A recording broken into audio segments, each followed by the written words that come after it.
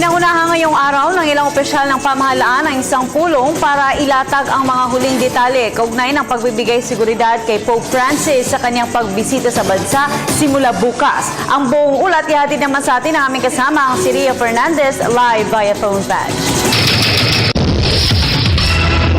Princess, magandang hapon. Katatapos na lamang ng press briefing dito sa isang hotel sa Ross Boulevard. Kaugnay ng security plan at pinangunahan nga ito ni DILG Secretary Mar Rojas kung saan hinimok niya ang publiko na makiisa sa inilatag nilang security plan para maprotektahan si Pope Francis at ang publiko sa kanyang pagdating bukas, January 15, 2015. At kanina ay inilatag niya Secretary Mar Rojas yung mga security plan nila. Una ay para sa January 18, 2015 kung saan sa Quirino Grandstand ay magdadaos ng isang misa si Pope Francis at sinabi niya Secretary Rojas na maglalagay sila ng grid sa palibot ng Rizal Park hanggang sa mula Maria Orosa hanggang sa Quirino Grandstand. Ito ay para maprotektahan ng mga tao at bilang crowd control na rin dahil nagnanais niya ang Santo Papa na umikot at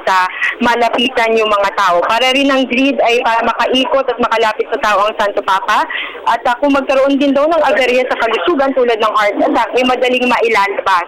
Kumbaga magiging buffer o espasyo kung magtatulakan din upang maiwasan ang stampede. Princess, sa bawat grid ay merong signage o karatula para hindi mawala yung mga tao na pupunta sa portalet para umiyaw kung saan magpupunta. Sa bawat grid, Princess, ay merong 8 uniformadong pulis, 4 na lang AFP service, 8 hanggang 10 DOH personnel para umattend o masiste din sa mga taong nangangailangan ng medical assistance. Dagdag dito ay meron din 8 hanggang 10 Red Cross volunteers at 2 marshals. Princess, gabi, 8 PM pa lang ay isasarado na yung mga kalsada papuntang Quirino Grandstand. So, kabilang dito yung Maria Orosa Avenue, yung Calao Avenue, Ross Boulevard, Katigbak Drive, hanggang papunta na ng Quirino Grandstand. At 6 AM sa linggo ay sa Maria Orosa Drive ay kung saan ang pasukan ng mga tao ay meron ng mga naka-standby na metal scanners at kaya naman panawagan ng PNP ay huwag na pong magdala ng bag. At kung hindi naman may kaso na magdala ng mga kagamitan tulad ng pagkain at tubig, ay ilagay na lamang ang mga ito sa transparent bag. At iwasan na rin daw ang pagdadala ng bata. At kung mapuno daw yung bawat grid o kahon o quadrant na ilalagay nga nila, ay huwag na daw magpumulit pumasok. So, meron tayong sistema dun para na rin sa seguridad ng publiko. Princess, sa bandang Orosa rin daw ay mayroong sub-task force na pangungunahan ng isang general para rin siguraduhin ang seguridad.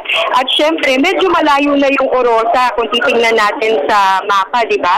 Mula sa Quirino Grandstand. Kaya merong 20 feet by 7 feet LED screen projectors na nakapalibot sa kahabaan ng Rizal Park, maging sa kahabaan ng Ross Boulevard.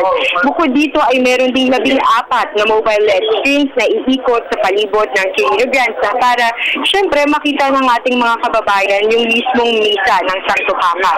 At nanawagan din ng PNP dun sa mga pasaway na magdadala ng backpack na iwasan naman din natin. Kung hindi na talaga may iwasan ay huwag na magdala ng mga pointed objects tulad ng kutsilo na all year round naman talaga ay pinagbabawal. Maging yung baril kahit pa may permit dahil ang pupuntahan ay place of worship at hindi isang concert. Huwag din daw maligarilyo dahil syempre marami tayong makakataging tao at maapektuhan. Sa usapin naman ng security threat, sinabi niya Secretary Mar Rojas na sinisiguro nila lahat ng pinagsarig na puwersa ng mga ahensya ng pamahalaan kasama na ang security team ng Vatican at ng iba pang mga bansa ay wala tayong security threats at magiging secured ang Santo Papa at ang publiko sa mga araw na bibisita siya dito. Princess, kahapon ay nag-inspection din si Pangulong Noynoy Aquino mula sa Villamor Air Base sa Kalayaan kung saan niya maglalanding ang sasakyan aeroplano ni Pope Francis bukas. At around midnight kagabi ay dinaanan din ni Pangulong Noynoy Aquino ang mga rota ng Santo Papa kung saan nakita niya na sa bawat isang ito ay may mga nakabarikadang pulis.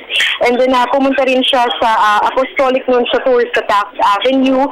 Sinipat din niya yung Quirino Station ng LRT kasi Princess, bukas ay stop o tigil ang operasyon ng Quirino at ang Taft Station ng LRT. Matapos nun ay naglibot-libot din siya sa surroundings ng Apostolic Nunciature. Pinuntahan din ng Pangulo yung mga kalapit gusali ng tutuluyan ng Santo Papa. Kinausap niya mga security guards para din makiisa na sa pagpapanatili ng seguridad ng Santo Papa at publiko. Natapos ang inspeksyon ng ating Pangulo around 1:30 a.m. kaninang madaling araw. At samantala, Princess, bukas, yung January 15, kung sana inaasahan nga natin ang pagdating ng Santo Papa, ay around 3:30 p.m. ay nandito na ang Santo Papa sa Villamor Air Base, luna ng Sri Lankan Airlines craft. At dahil special non-working holiday bukas, ay inaasahan na magiging maluwag ang trafiko. No-fly zone sa araw na yun, isang oras bago dumating ang Santo Papa, pero nilinaw ni Secretary Marojas na yung mga nakapasok na eroplano dito ay po pwedeng lumipad palabas. So, ang ibig sabihin ay hindi na nila papapasukin yung mga papunta pala within the airspace. At Princess, bawat dun sa rota ng Santo Papa mula Villamor Air Base ay kakikitaan na dadaan yung Santo Papa sa southbound lane ng Rojas Boulevard. At ang mga tao ay nakatayo lamang o okupahan nila ang northbound lane ng Rojas Boulevard. Noon kasi nung time ni Pope John Paul II ay nagkaroon ng aberya, nagkaroon ng tulakan. Pero ngayon siniguro ni Secretary Marojas na hindi na dahil yung buong northbound lane ng Rojas Boulevard ay maokupahan ng tao at ang magiging barrier na nila mismo para kung magtatangka talagang lumapit sa Santo Papa ay yung mismong center island na for sure hindi rin malalapitan dahil nababarikadahan ng mga kapulisan.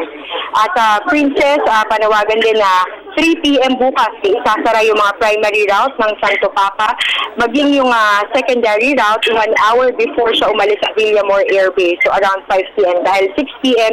inaasahan na alis na siya ng Villamor Air Base papunta sa kanyang papal residence doon nga sa Apostolic Nunciature sa Taft Avenue. Samantala, Princess, ay merong mga rota na madadaanan kung saan may mga kabahayan na may second floor. Siyempre, doon na sila titingin yung mga pamilya. Kaya ang sabi ni Secretary Marojas ay para rin sa seguridad ay makipag-coordinate na sa mga pulis at sabihin na kami ay pamilya na manonood lang dito sa aming second floor at tatanawin namin ang pagdaan ng Santo Papa at maaari yung inspeksyonin ng bahay para rin sa seguridad. Kanina sinabi rin ni Presidential Spokesperson Edwin Villacerda na downloadable yung security tips, maging yung itinerary ng Santo Papa sa website ng Malacanang ng pamahalaan, www.gov.ph, maging sa Facebook account natin nila na gov.ph. And then paalala rin ni Secretary Rojas na lahat tayo ay host, hindi lamang ang pamahalaan, hindi lamang ang simbahang Katoliko. Kaya sana ay magtulungan tayo, magkaisa tayo, panatilihin nating maayos at matiwasay ang pagbisita ng Santo Papa tulad ng pagtanggap natin sa mga sino mang bibisita sa ating kanya-kanyang mga tahanan. At kung may kakakitaan tayo ng kahinahinalang gawain o kung may aktibidad na terorismo na kinahihinalaan natin, ay i-report na natin agad sa PNP hotline. Ito ay 0917-847-54 or 5757. Ulitin ko, 0917-847-5757. So pwede rin kayo tumawag sa 117. Yan muna ang update sa ugnay ng press briefing na isinagawa dito sa isang hotel sa Rojas Boulevard sa ugnay ng security plan para sa Santo Papa. Ako si Ria Fernandez para sa Telebisyon ng Bayan. Maraming salamat sa iyo, Ria.